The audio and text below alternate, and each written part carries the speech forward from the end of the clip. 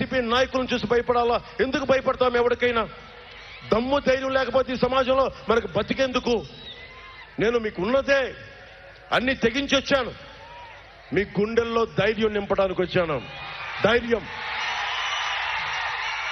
ఇప్పటం సభకి అనుమతిస్తే ఎంత దిగజారుడు ప్రభుత్వం అంటే, మనకు సభ కోసం స్థలం ఇచ్చినందుకు రైతుల్ని పొట్టగొట్టింది.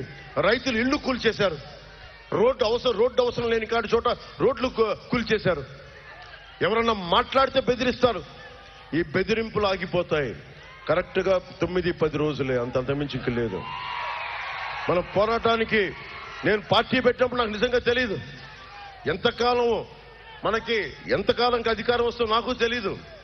2009లో అప్పుడు పార్టీ ప్రస్థానంతో నేను ఒకటే అనుకున్నా, మాటకి చాలా విలువ ఉంటుంది. ఒకసారి మాట ఇస్తే ప్రాణాలు పోవాలి కానీ వెనక్కి తీసుకోకూడదు. అలాగే 2021లో నేను ఒకటే చెప్పా, నేను వైసీపీ వ్యతిరేక ఓటుని చీలనివ్వనని చెప్పా. ఆ రోజు అందరూ హర్షించారు. కానీ చాలా మంది పెద్దలు ఎలా సాధ్యం అన్నారు. నీకు మనసున్న చోట మార్గం ఉంటుంది. నేను బీజేపీ పెద్దలతో మాట్లాడా, బీజేపీ అగ్రనాయకత్వంతో మాట్లాడాను. ఒకటే మాట్లాడాను బీజేపీ అగ్రనాయకత్వంతో.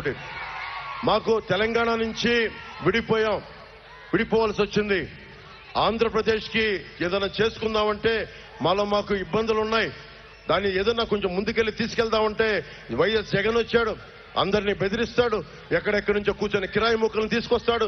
బ్లేడ్ బ్యాచ్ అంటాడు, దాడులు గ్యాంగ్ అంటాడు. ఏదైనా మాట్లాడితే ఎస్సీ ఎస్టీ అట్రాసిటీ కేసులు, ఫాల్స్ కేసులు పెట్టిస్తాడు. ఎస్సీ ఎస్టీ అట్రాసిటీ ప్రజలపైన ఎస్సీ ఎస్టీ అట్రాసిటీ కేసులు పెట్టిస్తాడు. బీసీల మీద దాదాపు 8,000 కేసులు పెడతారు. ఎవడు బతకడానికి లేదు, అందరూ భయపడాలి. నాకు చిరాకు వచ్చింది. నేను ఎందుకు భయపడాలి? మాట్లాడితే వాళ్ళ కుటుంబంలోనే వాళ్ళ తాతగారి దగ్గర నుంచి పక్కనోడి ఆస్తి దోచుకోవడం అలవాటు. వెంకట నరసయ్య గారు అని చెప్పి ఒక బలిజ కులానికి చెందిన వ్యక్తిని ఆస్తిని దోచుకున్నారు వెరైటీ స్మైల్ అప్పటి నుంచి. అందుకని ఈ రోజున వాళ్ళు కొత్త కాదు. ఇలా అడుగుతాడు ఓటు, మీరు ఓటు వేయకపోతే చంపేస్తాను అన్నట్టుగా. మనం చెప్దాం కూటమికి ఇదని చెప్దాం. మనం ఓటేసి నల్ల మచ్చేసుకొని చూపిద్దాం, ఈ ఏళ్ళు చూపిద్దాం వైఎస్ జగన్కి. భయపడటానికి లేదు. చిరంజీవి గారికి నమస్కారాలు పెట్టాలి, మహేష్ గారు నమస్కారాలు పెట్టాలి, ప్రభాస్ గారు నమస్కారం పెట్టాలి. దేనికి నమస్కారాలు పెట్టాలి? ఎవడైనా దేనికి నమస్కారం పెట్టాలి? వాళ్ళ పనులు వాళ్ళు చేసుకుంటున్నారు. అంతెందుకు మాట్లాడితే కూర్చొని కృష్ణా జిల్లాకి ఎన్టీ రామారావు గారి పెద్ద ప్రేమ ఉన్నట్టుగా కూర్చొని కృష్ణా మనకి ఎన్టీఆర్ గారి జిల్లా పేరు పెట్టాడు. ఎన్టీఆర్ హెల్త్ యూనివర్సిటీ పేరు తీసేశారు. ఇప్పుడు వైఎస్ రాజశేఖర రెడ్డి గారి పేరు మీద ఆయన మీద గౌరవం అగౌరవం కాదు. ఆల్రెడీ ఎన్టీ రామారావు గారి మీద పేరున్నప్పుడు ఆయన పేరును తీయాల్సిన అవసరం ఏముంది? అదే మీరిచ్చే గౌరవం. అరే, ఈ రాష్ట్రానికి తెలుగు అనే ఒక ఉనికిని తెచ్చిన మహానుభావుడు, గొప్ప వ్యక్తి అయినా కనీసం అంత మాత్రం గౌరవం ఇవ్వలేవా? మీ నాన్నగారిని తగ్గించట్లా, కానీ మీ నాన్నగారి కంటే ముందు చాలా మహానుభావులు వచ్చారు. వైఎస్ జగన్ గుర్తుపెట్టుకోవాల్సింది, ఈ నేల ఉంది అంటే ఒక పొట్టి శ్రీరాములు గారు, వైశ్య కులానికి చెందిన పొట్టి శ్రీరాములు ఆత్మ బలిదానం చేస్తే ఈ నేల వచ్చింది. అది మర్చిపోకూడదు వైఎస్ జగన్. అందరం కూడా ఎవరైతే బలిదానాలు చేశారో, ఎవరైతే త్యాగాలు చేశారో పథకాలకి వాళ్ళ పేర్లు పెట్టుకుంటాం. ప్రతిదీ మా నాన్న పేరు పెట్టుకుంటాం, ప్రతిదీ మా ఇంట్లో వాళ్ళ పేర్లు పెట్టుకుంటాం అంటే కుదరదు. అట్లాగా మేము వైఎస్ రాజశేఖర్ గారి పేరు పెట్టుకోండి కాదనం, కానీ ఉన్న పేర్లు తీసేసి భయపడడం నాకు ఇష్టం లేదు. ఎన్టీ రామారావు గారి పేరు తీస్తానంటే ఇబ్బంది అందరికీ, ఏమంటాడో అని. నాకు అలాంటి ఇబ్బందులు లేవు. నువ్వు సినిమాలను ఆప్ చేస్తే ఆపుకో, భీమ్లా నాయక్ని ఆప్ చేస్తే ఆపుకో, వకీల్ సాబ్ని ఆపితే ఆపుకో. నాకు అటాచ్మెంట్ లేదు. నా ప్రయారిటీ ప్రజాస్వామ్యాన్ని కాపాడటం. సినిమాలు ఉంటాయి పోతాయి, డబ్బులు వస్తాయి పోతాయి, కానీ మనం పోగొట్టుకోకూడనిది స్వేచ్ఛ. స్వేచ్ఛ పోయిన రోజున ఎన్ని వేల కోట్ల రూపాయలున్నా అది నిష్ప్రయోజనం. స్వేచ్ఛను పోగొట్టుకోకండి. నేను చంద్రబాబు గారిని చాలా ధైర్యంగా చూశాను. ఆయన జైల్లో ఉన్నప్పుడు మనిషి ఏమాత్రం ఇబ్బంది పడలా. ఒక బలమైన నాయకుడు.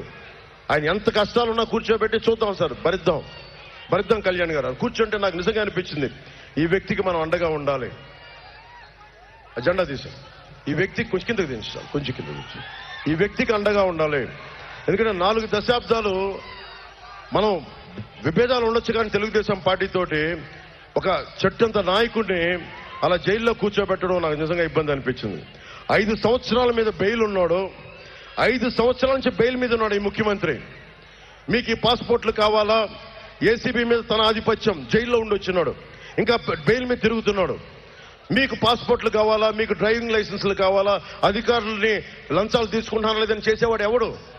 5 సంవత్సరాల నుంచి బెయిల్ మీద తిరుగుతున్న 30 కేసుల పైన ఉన్నవాడు.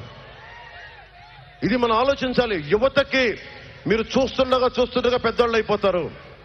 2014 నుంచి 2019కి దశాబ్దం అయిపోయింది. ఈ ఎన్నికలు మీరు చాలా జాగ్రత్తగా మీరు ఆలోచించి ఓటేయాలి. మీకు land titling act, land grabbing act అయిపోయింది. మీరు వైసీపీకి ఓటేస్తే మీ ఆస్తులు గాల్లో దీపం లాంటివే పోతాయి. ఎందుకు కూడా ఆలోచించండి. 25,000 కోట్ల రూపాయలు ఒక్క వైజాగ్ లోనే సర్క్యూట్ హౌస్ తో పాటు వేలం పెట్టేశాడు. చెప్పిన మాట ఏది అతను నెరవేర్చుకోలేదు, అబద్ధాలు కోరు. ఈరోజు చెప్తున్నాడు మీకు మంచిదంటా ఉన్నాడు, కానీ వచ్చి ఒకవేళ ఓటేసి అతను మీరు వేద్దామని అనుకుంటే మటుకు మీ ఆస్తుల్ని మీరే కూర్చొని గాల్లో పెట్టినట్టు పోతాయి.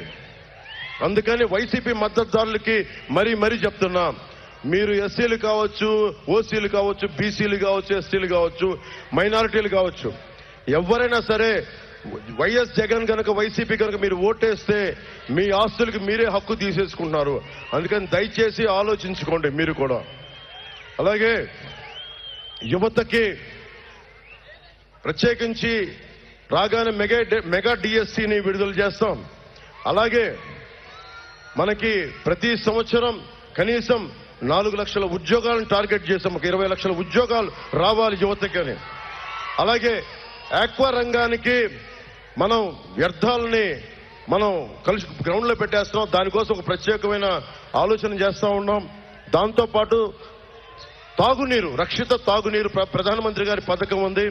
మన బాలశౌరి గారిని మనకి